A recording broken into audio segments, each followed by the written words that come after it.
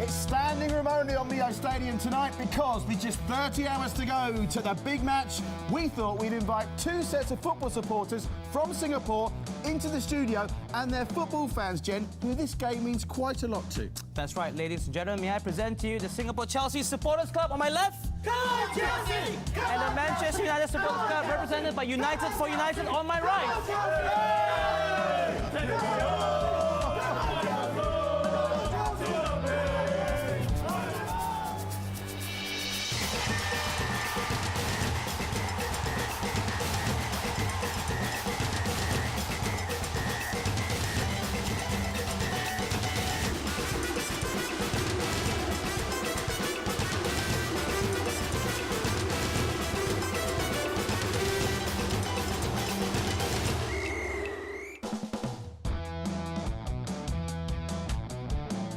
Hello there and welcome to the show. We can promise you it's going to be a noisy one tonight. 7 matches played in the Barclays Premier League over the weekend and also the matter of the Carling Cup final between Arsenal and Birmingham City. Like always, joining me at the end of the couch is my co-host, Patrick Kinghorn. Thank you, Quee Jen. Yes, if you want evidence that this show is filmed live, make sure you stay tuned for the next 45 minutes because anything can and probably will happen. A cast of thousands, led, I must say, by a regular on our Monday night red sofa. It is Mr. Shashi Kumar, the former coach in the S League. How you doing, Shashi? Looking good? Yeah. Looking very buff. You've been working out.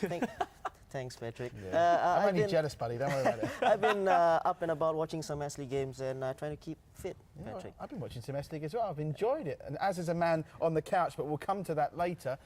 Who have you got next to you, Jen? Two newcomers to TTP. Yeah, of course. We've got, you saw them earlier on the show as well during the pre-tease. We'd like to welcome from the Chelsea Supporters Club here in Singapore, we've got Lawrence, and also the Manchester United Singapore Supporters Club, we've got Mervyn over here, known as United for United. I know there's so much you guys want to go through tonight, and Patrick's going to tell you how all of you can contact us and talk about what you love, which is football. Yeah, come on, this is your show on your station, Singapore. If you want to have your say on anything to do with the weekend's football, SMS us 85222133 or email passport@miostadium.com. So make a note of those numbers and we'll remind you of the details throughout the course of the show. And already, Jen, what, 2 seconds after I read the details out, the SMSs and emails are starting to not trickle, flood in. It's flooding in. It's just the power of Patrick, just a couple of seconds. Of course, lots of emails flooding in. It's all about the Carling Cup final as well. A major upset. Arsenal fans are just crying. Well, this one's from Justin. It says, it was a fairy tale come true for Birmingham last night. They defended well as a team and even had, well, 2 penalty claims. Says the Birmingham players comprised of a goalkeeper rejected by Man United, a bit unfair for Ben Foster, and players who will probably not win another trophy in a Simca Liboya. They deserve their victory. Got more emails coming in. This one's from Sujin. Says Arsenal were going for the quadruple but failed at the first hurdle. Without Fabregas and when Percy went off, Arsenal were without a leader and looked ordinary. They struggled to beat the likes of Leyton Orient and Ipswich when both are not playing and urgently need those 2 players back. It was really just a catastrophe for Arsenal as well, going for 4 trophies. This one was probably, if you could say, the easiest one. You know, break the trophy duck for 6 years. But basically, if you've watched the match, Birmingham deserve it. The last time they won the trophy was back in 1963. And Shashi, at the end of the day, oh my God, this is just the Arsenal fans will be crying. The players are crying after the match, never mind the fans. We know which 2 players are crying more, but yeah. Yeah, just one word last night, disaster. You know, psychologically, it's going to be really, really difficult for Arsenal and Wenger to lift his boys up. Jen's been a bit harsh. I mean, Birmingham had 1 shot on target in the second half, and that was the goal they scored, which was the tap-in. You know, Ben Foster was man of the match. I mean, Birmingham... I mean, listen, this is what football's about, which makes it so great. But were Birmingham winners on merit? Were they the better team on the day? No, I don't think... But it's a cup, it doesn't matter. You just need to win it. But no, I appreciate that. But I feel that Arsenal can feel themselves hard done by. And if it was any other team...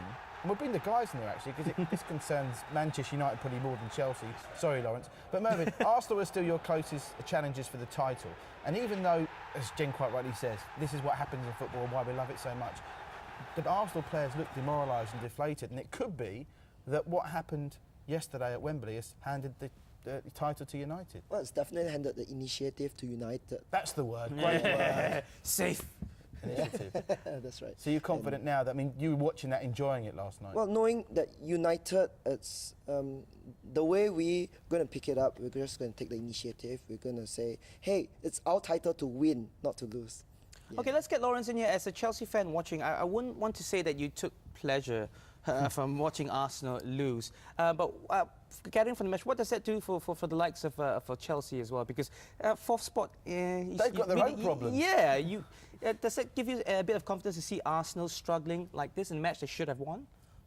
I would say that the defeat could affect Arsenal in the other 3 trophies. Last night, I think Birmingham just focused all on this match, whereas Arsenal was probably on all the 4 trophies. And it'll be tougher for Arsenal for the other 3 trophies for the Champions League, for the EPL, and the FA Cup. So for Chelsea, it could affect them, and Chelsea could even overtake Arsenal into second spot. You fancy that now? Do you think Chelsea still got what it takes to finish second after all their problems? It's possible.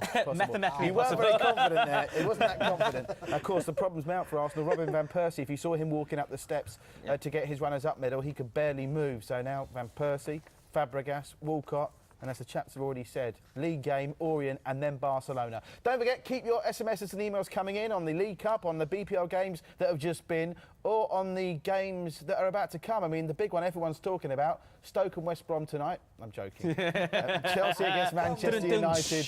Chelsea against Manchester United. The guys will be talking about that later. Let's hear what you got to say. SMS 65. Where's the number gone? 65882.